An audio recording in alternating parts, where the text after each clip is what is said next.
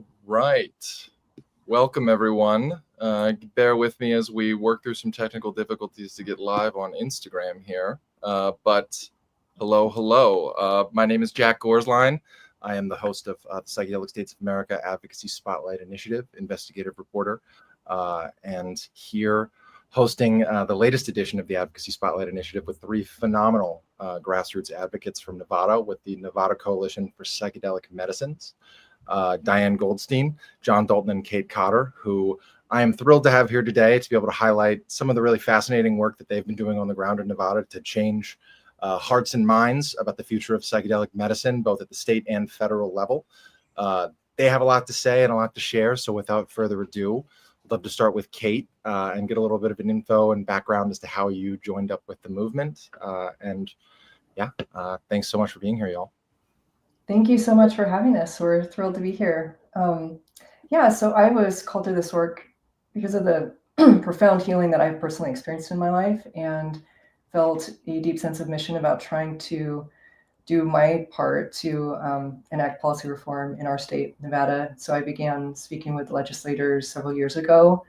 They were interested to know if we could get the community to back them up. And so I took the liberty of saying yes. And that was the catalyst for Sierra Psychedelic Society, which is a 501c3, our sister organization that is a big component for mobilizing the grassroots support, while Nevada Coalition for Psychedelic Medicines is a 501c4 that was founded during the 2023 legislative session when we introduced SB 242. Rather, Champion's lead sponsor, Senator Rochelle Wynn, Assemblyman Max Carter introduced that legislation, which ultimately established a psychedelic medicines working group. And so that's how NCPM came to be.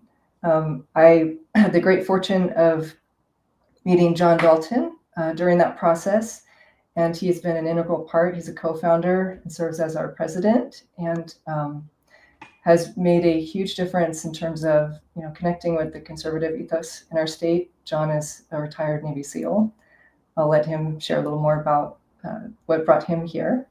Yeah, that's a great pivot. I want to quickly highlight that Jon and I both, kind of hail from Massachusetts, originally from Ipswich, correct? Yeah. Jon, we found this out yesterday. Yeah. Jon, also our leading veteran voice in Nevada, served a number of years in the Norfolk, Virginia Beach area where I grew up spending summers on vacation. So small world indeed. Yeah. Jon, thank you so much for being here.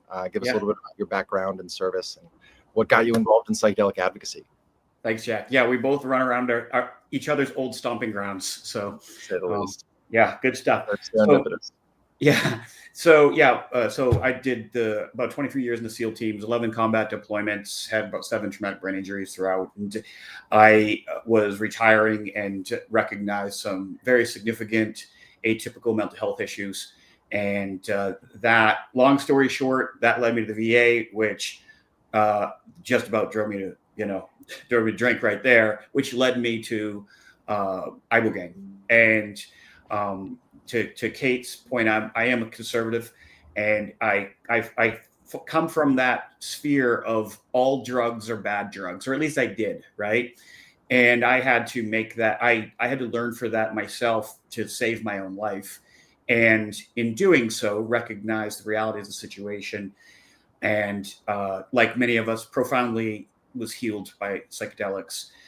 And then a fellow SEAL that knew Kate connected Kate with me, and Kate was really the one to start this entire movement in Nevada and asked me if I'd jump on board. And so we co-founded the Nevada Coalition for Psychedelic Medicines and began pushing different bills back in 2023. And that brings us to today. Yeah, amazing. I think one of the key, and we'll talk about this plenty, I'm sure, the bipartisan roots of the political arm of the psychedelic renaissance continues to fascinate me and continues to evolve. I think it's really refreshing that Nevada has such a strong bipartisan foundation for the coalition you've all built. Diane Goldstein needs no introduction. She's the executive director of LEAP, and I think one of the preeminent voices against the drug war that's been ongoing for half a century and counting. Diane, thank you so much for being here. I just fascinated to hear what led you from originally from working in LEAP, working with LEAP and getting into the anti-drug war advocacy to getting involved with Nevada's psychedelic advocacy efforts. So, there's a confluence of so many different things, and this is what I love about stories, right? Is I used to joke about what's a nice police officer like me doing in this drug policy space, recognizing and calling out the regulation of all drugs, right? And so, my policing was in Southern California, Redondo Beach Police Department, 1983 to 2004. And the journey always had been, I had started with recognizing, because I graduated high school in 1979, is like, why is marijuana illegal, right? And what I saw in my law enforcement career, and very specifically when I worked and ran our gang unit, and then when I ran our surveillance team, which was concentrated on dismantling meth labs in particular, but we were doing a lot of undercover buys, is that the one place where law enforcement makes no difference is in the enforcement of our drug policy and our laws. And at the same time, I had a personal journey with my brother who was bipolar and suffered from substance use disorder. And he had been impacted by the criminal justice system, was a person in recovery for 20 years, lost his job, his health care, his psychotropic meds, everything, and started self-medicating and back into the criminal justice system. Consequently, he died of a polydrug overdose. And so that brought me to LEAP in particular through the attendance of a political debate on the issue of marijuana legalization. So I started out as a volunteer speaker, became a board member, and in the last 5 years, I'm in my 5th year of being the executive director, is really recognizing that our drug policy needs to be completely changed and inverted, where the pillar should always be about saving people's lives. And in particular, the issue of psychedelics, there's so many tenets that come in. There's the Controlled Substances Act that was never about evidence or empirical research. It was based about political ideology. And so I want to share with your audience kind of an interesting tidbit, right? In 1983, I got hired as a police officer. MDMA was not scheduled. It was widely available, widely being used by therapists, such as Rick Doblin and many others, in therapeutic sessions. And it was saving people's lives. And in 1985, 1986, the DEA emergency schedule, because as I jokingly laugh, I call them the no fun police, is you had a chemist who started putting MDMA out into the unregulated market because it was the party drug. It was the fun drug. And you had 2 people die from being dehydrated, not because of the MDMA. And that is, in fact, what got MDMA emergency scheduled in 1985, 1986. So here we are, how many years later, right, is not being able to research MDMA appropriately, not being able to use MDMA and other psychedelics in particular to save people's lives. And so what always brings me back is how many people have lost their lives to suicide, PTSD, untreated trauma, or the criminal justice system, because we have absolutely ruined them, right? And so the whole changing of the narrative has for me, especially around the issue of psychedelics, because I've never seen conservative support for a Schedule I drug, whether it's psilocybin or ibogaine or MDMA, as I'm seeing currently. And it's because we've messaged it in the way that what should we be doing? All drug policy should be about saving people's lives.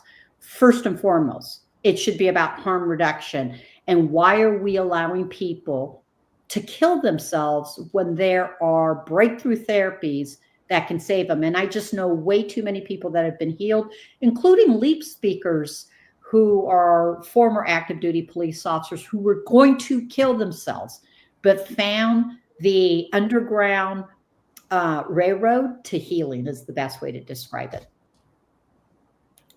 So appreciate that, and certainly have a number of monologues of my own that share some of your views.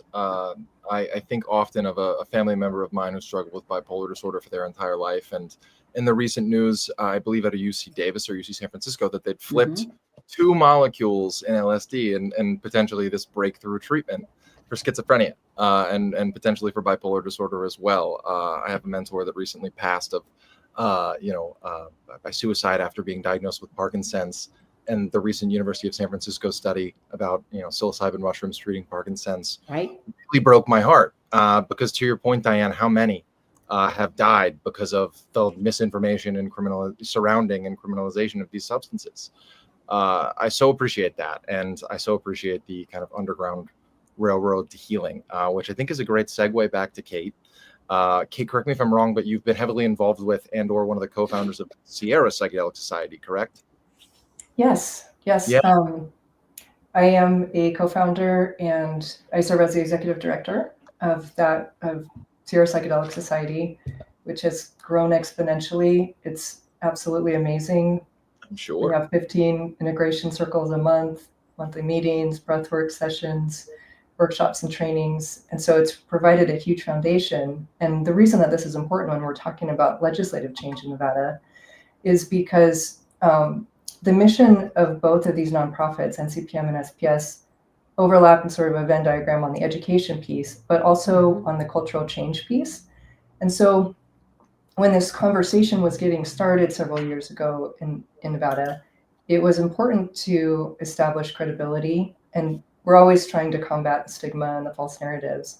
And so I feel like we have really effectively done that in terms of providing education, promoting risk management, building community, first and foremost, in terms of raising awareness, being a resource for therapists, mental health, and medical professionals, and to establish credibility with our lawmakers that this is evidence-based healing that we are looking at, wellness and personal growth as well. And so, thank you for asking about Sierra Psychedelic. Of course, yeah. And I think it's so important what you mentioned about kind of, how that community building goes hand in hand with the political advocacy. It's one of the greatest things, most common things that I've heard from advocates across New England throughout my coverage, what really started with the expose of some grassroots misconduct. But the number one question I hear from advocates that are looking to get back into the space in the wake of kind of that excommunication is, where's the community at? How can we get involved? Who can we meet up with to get more information? Just about being around other people who are interested and having a baseline level of resources to further destigmatize some of these substances and their modalities, whether it's in therapeutic or, less than therapeutic settings. I interviewed Logan Davidson, Executive Director of Texans for Greater Mental Health, 2 weeks ago as of tomorrow. One of the really great pull quotes that he gave us was that Texans for Greater Mental Health really worked to establish an anchor in their state, so that outside groups and influences that may have good intentions or similarly aligned intentions or may not, couldn't come in and sweep up their agenda and implement their own, which I think is what we've seen in plenty of states so far. So with that, I'd love to hear from Jon, obviously, as kind of bridging the gap with conservatives. I mentioned I originally hail from Virginia.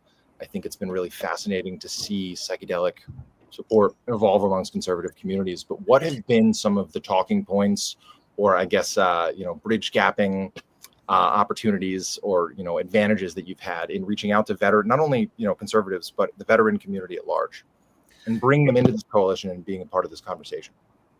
Absolutely. And I always attach first responders to veterans whenever we do that, because first responders are the less vocal, less heard community. And even though everyone now understands the mental health challenges that veterans face, we still, the first responder community still suffers in silence quite a bit, as Diane would probably attest to. But it's interesting when you look at veterans, and a lot of times when we're mission focused and we consider how to accomplish an objective, we don't get boxed in to standard SOPs, right? Standard ways of doing things. We think, how can we circumvent a problem? How can we get creative here? And clearly that was the case with psychedelics, and especially for me, it ended up being, okay, an unconventional problem.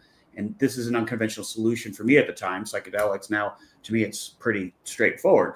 But, that was one of the things that drove me. So when we would go in, Kate and I would go in and talk to legislators, part of it was that I had a background as a SEAL. So with conservative legislators, especially, right, they're the ones, my tribe, will just say that they're a little slower on the uptake here, right, a little slower to grasp on it. And in fact, that's actually what makes conservatives so proud, is that they don't just they don't change their stance super quickly. So this means that, number one, I would come in and say, hey, look, I was 3-4 years ago, I was sitting in your seat and thinking exactly the same thing you're thinking right now.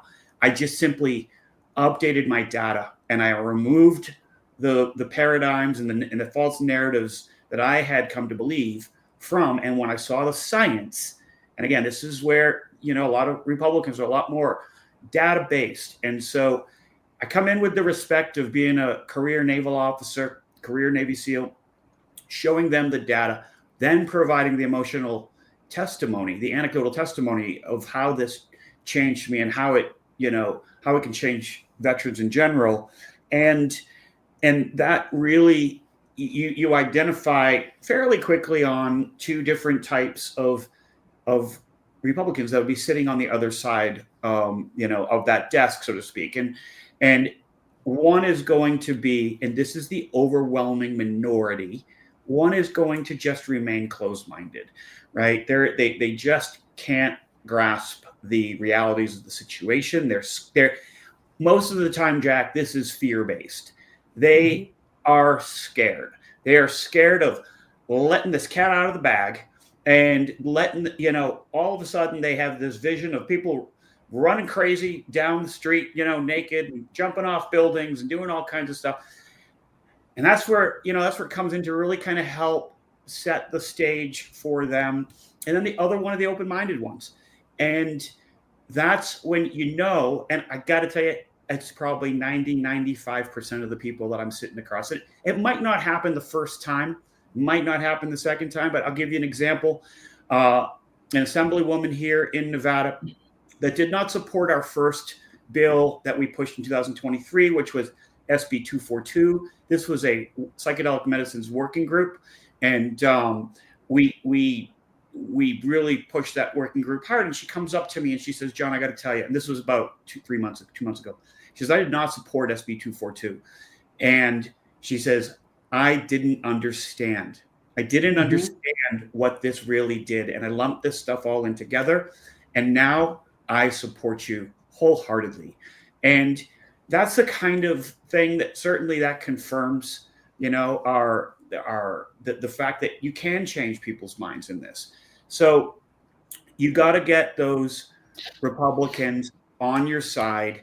A great way to do that is our soft spot, and it's not a surprise here, right? Especially you got Logan on, you got, this, but our soft spot is our veterans, because we've seen for a lot of Republicans, what they've seen is for decades, veterans being abused, mistreated, not getting the care they need. And they recognize the sacrifice that a lot of veterans have made, and they want to help. And so this comes down to do you want to help a veteran? If you really want to help a veteran or first responder, I'm asking you to take a look at something that's uncomfortable. Do what I did. Have an open mind to just look at this data and look at where we are in the state of Nevada. We're one of the worst states in the country per 100,000 for veteran suicides. A veteran in our tiny little state, the one veteran commits suicide every 2.5 days. And this can help. I try to make it clear. If we were in a different state like Colorado, Oregon, we could potentially go for a full program, like a full legalization program. But we can't do that. And we can talk about this later on. But, we looked at the environment. And so this is where we try to meet them where they're at, right? These are some of the These are some of the phrases we use in this world now. And you have to meet them where they're at. And that includes law enforcement. And that includes sitting down with law enforcement several times to try to really get them to at least go from a negative to a neutral. No, I so appreciate that. And I also so appreciate you including and mentioning first responders, which another mutual contact of ours in law enforcement with Diane and I is Sarko Gagarian. I know Sarko. Yeah, Sarko. First of all, Sarko, if you're listening or if you're listening later, hey, how are you? I owe you a phone call. Yeah, Sarko has been an eye-opening voice for me as I've navigated these spaces and gotten a better understanding. You're absolutely right that first responders take the brunt of frontline response trauma and the weight that is carried there. We've seen really fascinating studies about the impacts of psilocybin-assisted therapy on COVID frontline healthcare workers. I think that's another conversation we're having. And when we're talking about marginalized groups that don't, get enough shine in the psychedelic space as potentially benefited populations or subpopulations, I think that looking at how the veterans psychedelic movement or support for increased access to psychedelics for veterans has really crafted their messaging, to your point, Jon, about here's the data and then here's the emotional and the anecdotal. And oftentimes I have found that a third person storytelling can often be more effective in some cases. Yes, you getting up and telling and pouring your heart out at a state hearing is really impactful and brave and incredible. Being able to say, for example, in Massachusetts, we have, an activist by the name of Jamie Morey, who has filed more bills at the state level than any activist alive. 10 bills out of the 12 this year in Massachusetts alone. Her telling her story about being a mother moving heaven and earth to get the very best medical care for her children who suffer from a rare neurological autoimmune disorder, and trying everything that was legal and not being able to find anything that worked, and only turning to psilocybin after every legal option was exhausted. It's really difficult for folks to hear that story and say, I would criminalize that mother. And I think the same goes for first responders, law enforcement officers. I do want to pivot back to Diane. I think having worked in the cannabis advocacy space from a law enforcement angle for so long and seeing that the legitimacy of criminalization is non-existent as far as the data and the outcomes for a healthier society, but there's still often a disconnect with law enforcement and what cannabis legalization has really wrought over the last decade and counting.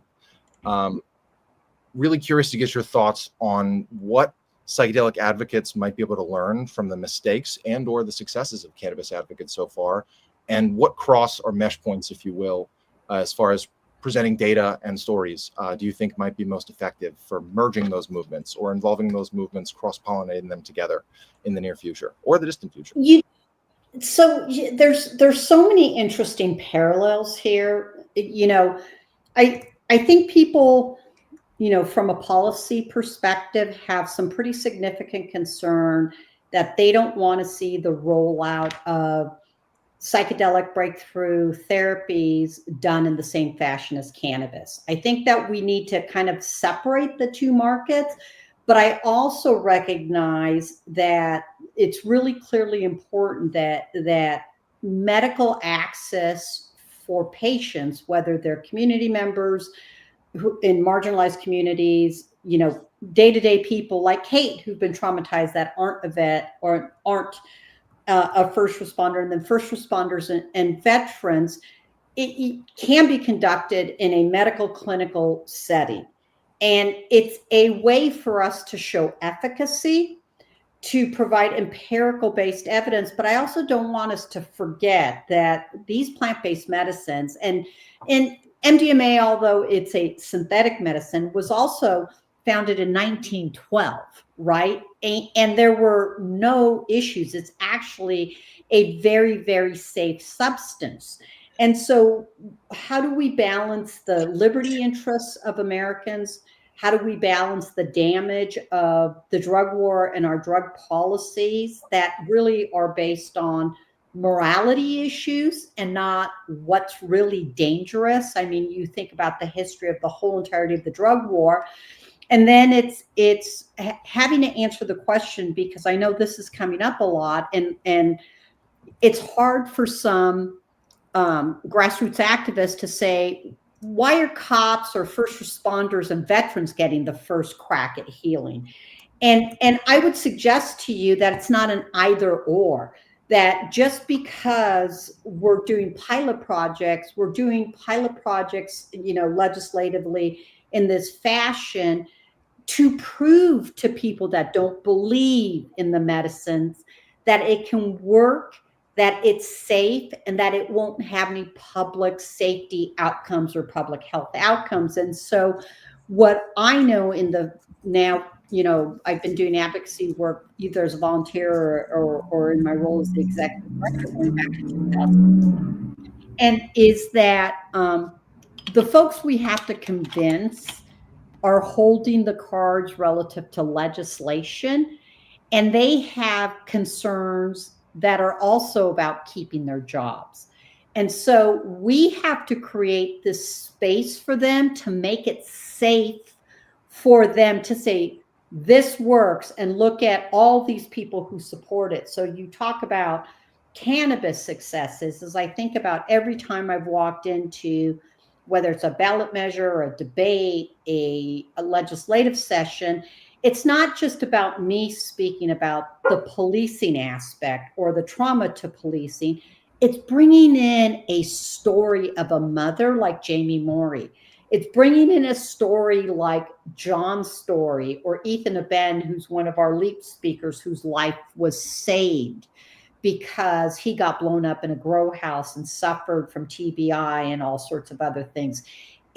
We have got to learn the lesson that what the cannabis folks did do right is they created this narrative with all these stories that showed the personal story of how the policy impacted them, whether it was positively or negatively, right? It's the criminal justice stories, the social justice issues, the healing stories, all of them can be crafted into uplifting a policy that reduces the harms of the criminal justice system in ordinary people's lives. And so LEAP as a whole believes in completely ending the drug war. This, John and I have had these discussions, and I continue to hopefully influence John in his discussion that not all drugs are bad. It's not the drug, it's the human behavior that's associated with the drug.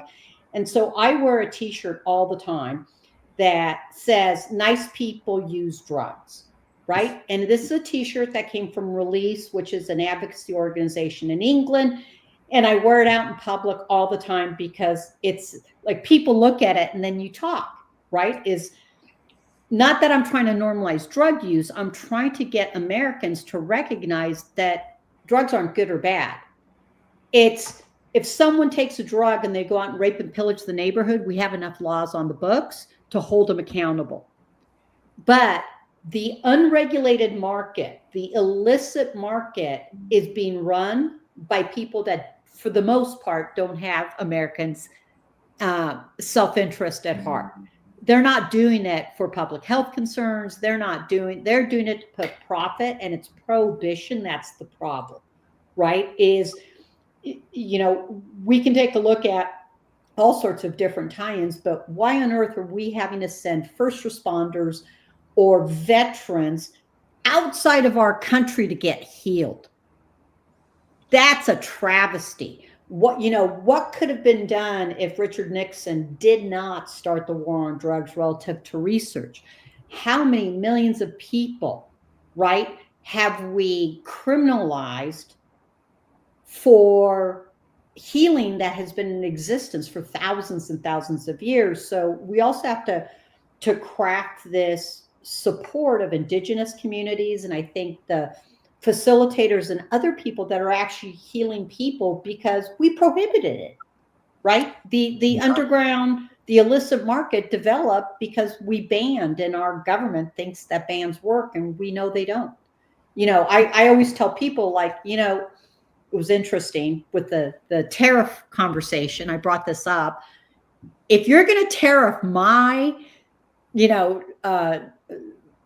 FTO fair trade coffee from Mexico, and I'm now going to have to pay triple for it, I'm going to go into the underground market and find my coffee in some aspect. We know consumers will do that. This is why we have the CBD and the hemp issues. This is why people are accessing stuff underneath the, outside of the regulated market. Is, government should work to help us access safely regulated products in all sorts of different aspects. And we should not stigmatize people because they use these drugs, and allegedly these Schedule 1 drugs are all bad. And, John, or Kate, I'd love for you to tell the story about the lieutenant from Nevada Police Department who came into our working group. And I think it was just so stunning to everybody to hear that conversation. It was like the rhetoric and the ideology is still there because cops don't understand, because they've never been trained or taught or shown the evidence or shown the history of systemic racism going back to why drugs were regulated or banned, going back 100 years ago.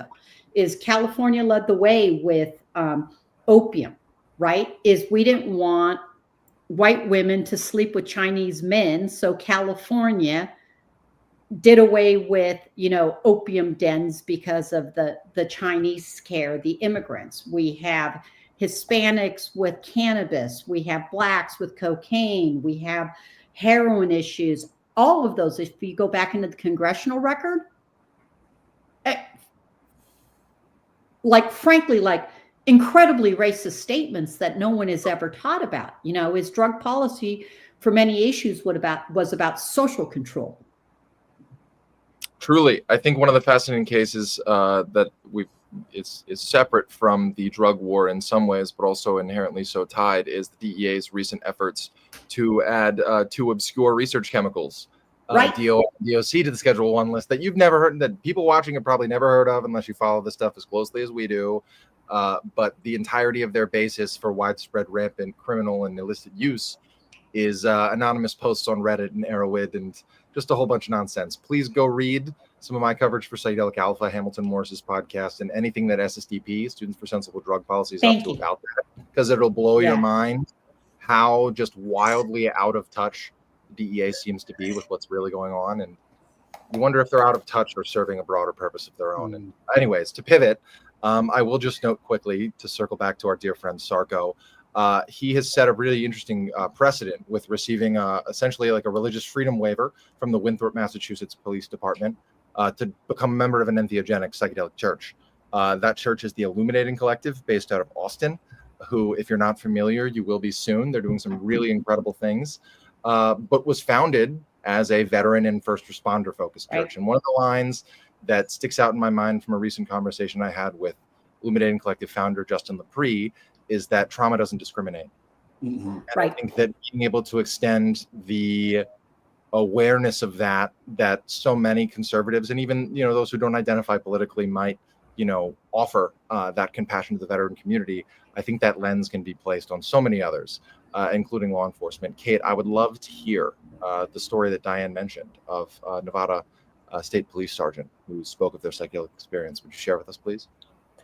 If memory serves, it involved tales of psilocybin-induced, I would gather it was probably polydrug busts, with people getting their hearts ripped out of their chest. Yeah.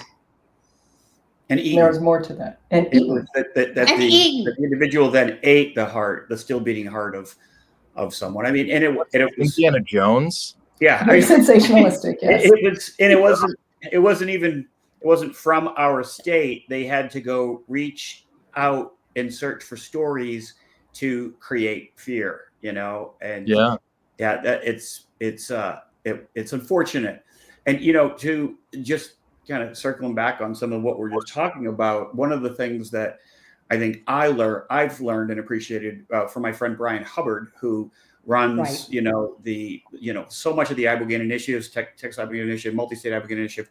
We discussed, because he and I hail from very similar kind of political backgrounds, and it's and I look at Ibogaine is near and dear to my heart. That's what I that's the medicine I use to heal, and we discussed opioid addiction, and I definitely recognize and appreciate the fact that whatever caused someone to get to that point that they became addicted to opioids, at that point, it doesn't matter anymore. What caused them to get there, they're there. And that's what I think bringing, legislators around to understanding, like, they're there, and it is now virtually impossible for them to get off of opioids without help.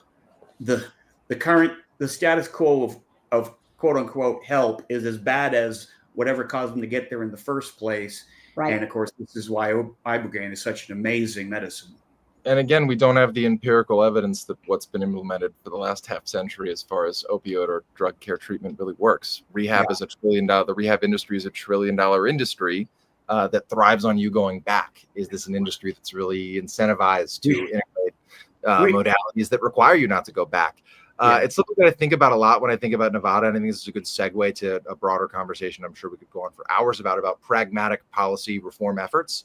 John, you mentioned that like a service center model or a widespread decriminalization model is probably not viable in Nevada anytime soon, or I can't say anytime soon, but at least right now. So you have to make concessions, and you have to work with legislators to identify what's viable in your political climate. Before we jump into this, I do just want an ADHD thought on my part. Diane mentioned the ingrained systemic racism and some of law enforcement's history and how that interacts with drug war narratives. I think that it's really important to highlight that there's an inherent systemic classism that is also rooted in this. When you think about the opioid crisis and how that's decimated Appalachia and rural white America in particular, that is not to discount the inherent longstanding and far more, I would say, over the last century plus harms that systemic racism against people of color within our institutions has caused. But I do think it's important to note that the high rate of opioid addiction with construction workers, for example, I think over 50% of which are members of the white community. I think that it's really important to note that it ends across classes. Can I say something on that? Is that the war on drugs, really, I'm just going to take the SSDP because I sit as an advisory member there, is a war on people, right? But it really is, in particular, it's a war on poverty. And drug policy in particular is one of the things that law enforcement should not be, well, how do I say this? It is that famous police chief, Berkeley, going back, during alcohol prohibition, is August Vollmer, said that law enforcement should never be involved in the investigation of moralistic crimes. And he very specifically named gambling, alcohol, drugs, and sex work, right? And he predicted all the outcomes of what would happen in policing if we continued to prohibit drugs. And, corruption is, over policing is destroying the trust between us and the community that we're supposed to serve.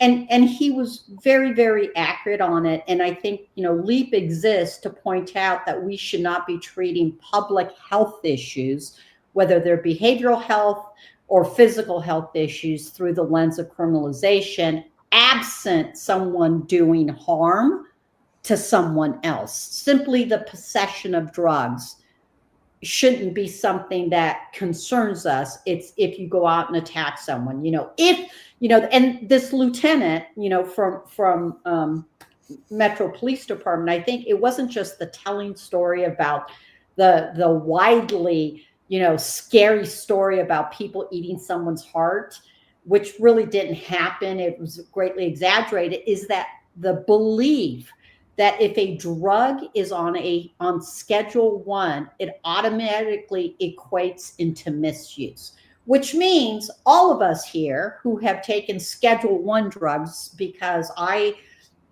did a MDMA journey to treat my trauma last year, and it was life-changing. Doesn't mean that I don't have to continue to do the work, right? But it was life-changing. And I think about it now, it's like, oh my gosh, I have suffered since being a kid and then all of law enforcement. And why? Right? Is what was the purpose? And all of us have had friends that have killed themselves. What was the purpose for their loss, right? Is when we as a government knows better and should value people's lives, everyone's lives. Well said, as always. I think it's also we'll pivot to this political pragmatism as we start to wrap up in the last 20 minutes or so here. I think it's important to note that the roots of some of this economic, and systemic classism and racism is often stoked by some of these profit-minded interests. A lot of the misinformation surrounding cannabis in the 1920s, specifically, blaming Mexicans and Hispanics for rampant use and abuse and proliferation, was ultimately trumped up by paper industry. And William Randolph Hearst in particular, which is a journalist, really breaks my heart, but is a sad truth.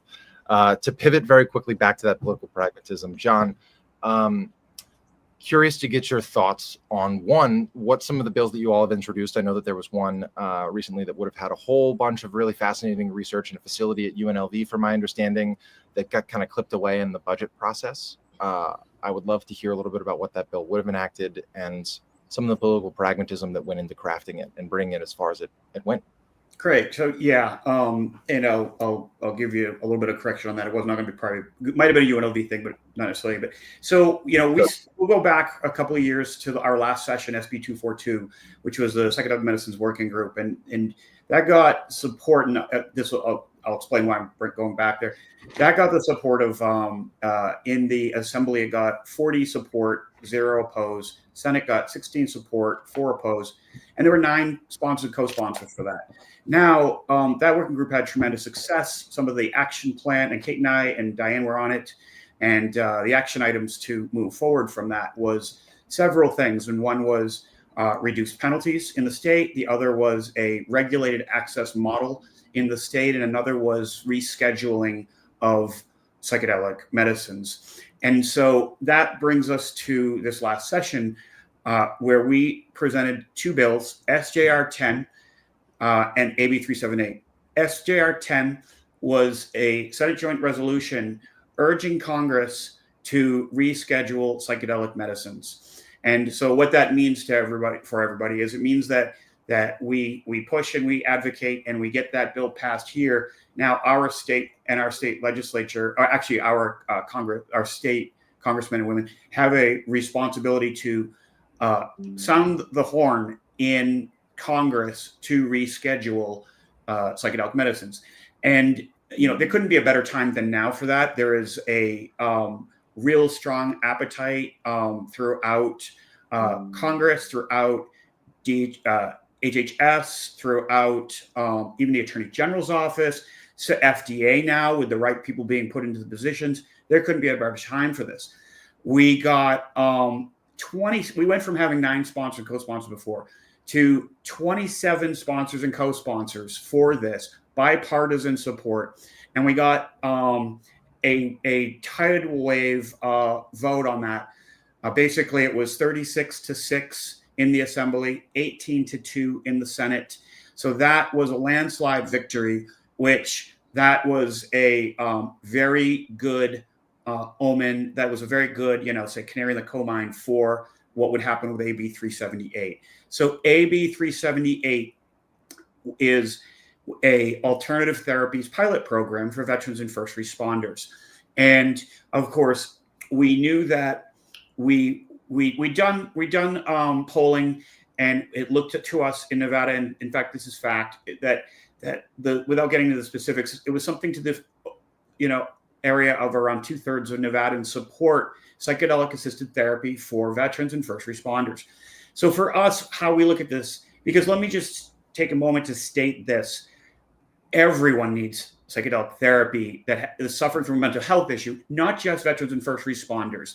And I am extremely, extremely sympathetic and understanding of that. And we look at this as a rising tide floats all boats. This to us was the way to go as low risk as possible, to go in and get a win with a controversial topic in the state of Nevada. And so when we saw what we got out of SJR 10, that was a really big deal. AB 378 had almost as many sponsors and co-sponsors. It had 24 co-sponsors and sponsors and co-sponsors. So this means that it was tracking well. Even more so than that, it was getting a lot of interest on both sides, regardless of if they had a D or an R, behind their name. What this was going to be was a pilot program in the state that would identify and screen veterans, former first responders, and put them through a psilocybin psychedelic assisted therapy protocol. So that full psychedelic assisted therapy of screening, preparation, therapy with the psychedelic treatment, and then the follow-on integrative process that we all are very familiar with, and that in fact has remarkable efficacy and durability and safety. And so one by one, we were ticking off anybody that was opposed. We even we got opposition on SB 242 by law enforcement. We did not get opposition by anyone on this bill. That was not something we expected.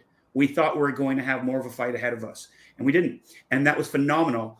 And it really was, it hardened our mission. We were tracking in the right direction.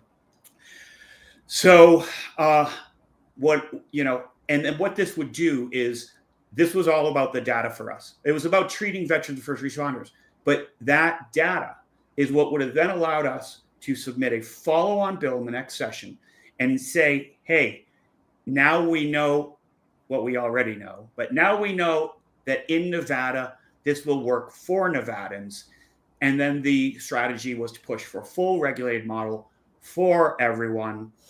Like I said before, we looked at several things. We looked at, can we legalize, full legalize, like we see in some states, or like what you saw Massachusetts trying to do. No, we didn't believe we could do that. And do we think we can reduce penalties? And this is, I think near and dear to Kate and I and Diane's heart. Our intention was to do that. And we decided, based on the political environment and the cultural environment of a purple state, right? This is a state that in 2020 voted for Biden, and in 2024 voted for Trump. So this is a state that is very much purple. And so we made the call to push for this because this, there's an incremental basis of wins that we'd had to accomplish. And we have that strategy down to make that happen. So unfortunately what happened is, and I'll let Kate take this in a second, but is that it was AB 378 was going through. They tried to tack a fiscal note on it, and that was that fiscal note was because they tried to add $8 million to build a new building for psychedelic treatment, all these things that were not necessary. And this would have killed the bill. We got that out, and they then came back, Nevada's Department of Health and Human Services, with a fiscal note that was a little under $1 million. It was still not appropriate, and it was still not necessary because we were going to be bringing in a third party to do this. That fiscal note wasn't necessary. We got that language down to a no fiscal note. And that's when it got stuck. And it got stuck not so much because it had anything to do with psychedelics, but for other reasons. And I'll let Kate go ahead and follow up right there with the reasons why. Well, I think that was very well said, John. Our understanding, and again, it bears mentioning that Nevada is in a budget crisis. So our understanding of what our legislators were dealing with and how this was working, particularly this session, is that there was a concern with anything that was, a pilot or a study, that there might be lingering fiscal impact on the state. And so I think there was a mandate, to our best understanding, to just kind of stop anything else from going through. So I think if we had had a crystal ball and known this from the beginning and came in with zero fiscal note, which even with the $900,000 fiscal note that was after the First Amendment, in a normal session would have been much more doable. And to John's point, it still wouldn't have been necessary to have 4 full-time positions. But again, also, this is the first time we're trying to do something like this in Nevada. And so it's a learning curve for everyone. And trying to understand what does this actually look like? What does it look like having a third party sponsor or potentially a university doing this program, having HHS overseeing it? So we learned a great deal. And as Jon mentioned earlier, there was so much enthusiasm and support for this bill that even in the final days of session, our government affairs team was being approached by legislators left and right. What's going on with the alternative therapy pilot program? There was a lot of hope that it would get through. It's unfortunate that it wasn't possible due to the budget and the tone of the session, but again, huge progress. So we're grateful for that. Yeah. And especially, sorry, I'd be remiss not to say, for all of the legislators that stood beside us and our champions, Senator Rochelle Wynn on SGR 10, and Assemblyman Max Cotter for championing AB 378, for going out and really putting their money where their mouth is. That's incredible. Yeah, and just to finish that up, because I realized I didn't say this, but for the audience. So what ended up happening was that it, along with a number of the governor's own bills, his priority bills, it died prior to getting to the floor, and so that was what got its that's what kind of put it back into purgatory. So that's also politics, right? That's the unfortunate thing. I think Jack, it's so important. I'm so sorry. Go ahead. Jump right in. No, all means. I was just going to say it's important. I think that other advocates in other states get an understanding that this is a multi-year process. You're drafting policy that's really going to be New York had a bill that's been filed 3 years in a row that finally got a hearing, and then that hearing didn't happen. So Diane, jump in. Yeah, and I think I want to tie this in, is that I think all the states can learn from each other as folks move forward, and policy and legislation has to be state specific. California is not like Nevada, is not like Massachusetts or Texas. And so community advocates have to figure out what that sweet spot is. And what I want to say really clearly is I'm incredibly honored to be part of Nevada Coalition of Psychedelic Medicines. If it wasn't for Jon and Kate, I would have never been appointed to the Nevada Working Group. However it happened, or made certain that I did get a seat at the table. And so I feel like a lot of times legislators just implement working groups as a way to quiet advocates down and say, we threw you a bone and nothing's going to happen. I really believe that our working group, based on the leadership of these two and our, Senator Wynn and Assemblymember Max Cotter, did this amazing job of driving government forward, despite, I think, some concerns by government officials, is probably the kindest way that I'll say it, right? Yeah. And our working group really tackled some really interesting topics and came out with incremental goals that can be reached in different legislative, like pragmatic. What can we do today to save people's lives? And, to go from testifying on 242, where the district attorney's office and every law enforcement association opposed it, to literally going and testifying on both these bills and not having one law enforcement agency oppose either bill is a big deal. That's a heck of a yeah. And even though Las Vegas Metro didn't support our final report, it's very clear that the final report showed the gaps in the data and what we could do to save people's lives in this moment. And I think that as advocates, if we continue to just deliver that message that this is about saving people's lives, that's what psychedelic work internationally is about right now.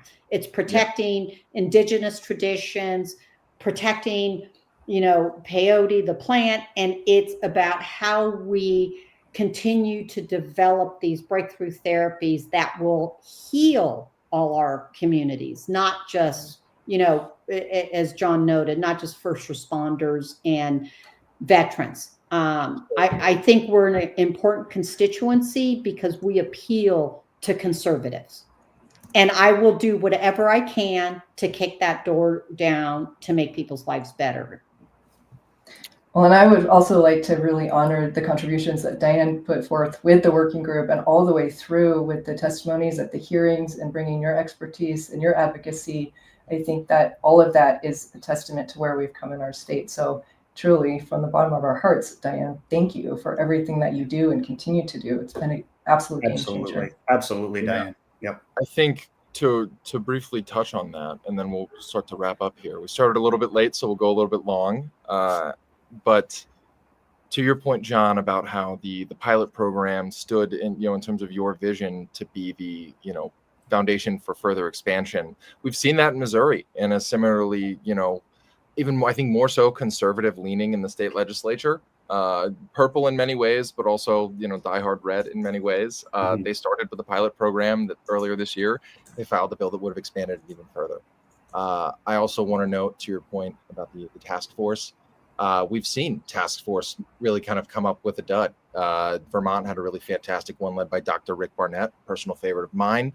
But the overall task force did not come back convinced of what task force like yours. I want to shout out Minnesota, Dr. Jessica Nielsen. They had a really fantastic task force that really put the heat on the legislature to start to really consider what policy reform looks like. And I'm personally excited about Minnesota. But then we see groups like Michigan, where there's been all this really phenomenal local advocacy wins with deprioritization measures, but stagnation at the state level. So appreciative of the foundation and I think the blueprint that you all are laying. And with that, I'd love to hear any legislators in particular. You named a few that were really worthy of a shout out and help champion this. But beyond the three of you and beyond the legislators named, who should we be hearing more from in Nevada and beyond in the psychedelic advocacy space? Anybody can take this one. I mean, maybe we'll start with Diane, I guess. I think I love what Jon said about, rising tides floats all boats. I think as we move forward together is working with, and this is, the importance of the Sierra Psychedelic group. And that what I like about this is that you have grassroots advocates that have healed, working in conjunction with the C4 side that understands, and everyone partners together and recognizes that pragmatic steps will save all lives down the road. I think from my perspective, across the country, I still have some pretty significant concerns about psychedelic exceptionalism, in the sense of, one of the things that we need to remember is that the drug war prohibition, and it impacts everyone no matter what that drug is. And yes, psychedelics for me are like up here, but it doesn't mean that the policy behind prohibition doesn't impact everyone, and we can't kick other drug users to the curb. And Jon and Kate have done a fabulous job of not doing that, where I have seen some psychedelic advocates and a lot of in the cannabis space that's like, oh, it's those drug users. It's not our drug. We don't do those types of things, right? So it's complicated, but we need to hear from more people like the Sierra Psychedelic group. We need to hear from the Jamie Morris. We need to hear from all those other organizations that are adjacent to us and working in a co-shared fashion to upend the system. So good as time as any to announce that I'll be interviewing Jamie Morris on stage at Psychedelic Science on Wednesday, June 18th. Definitely stop by. We'll be talking about her pretty incredible story. Kate, this is a good segue, though. Who from the Sierra Psychedelic Society and really kind of the truly grassroots community builders should we be hearing more from these days and in the future? Thank you for that. And also, I would just like to say, you invited us to acknowledge legislators, and with the 24 co-sponsors on one, the 27 on the other, it would be a lot to name. But I would like to say a heartfelt thanks for all of them very much.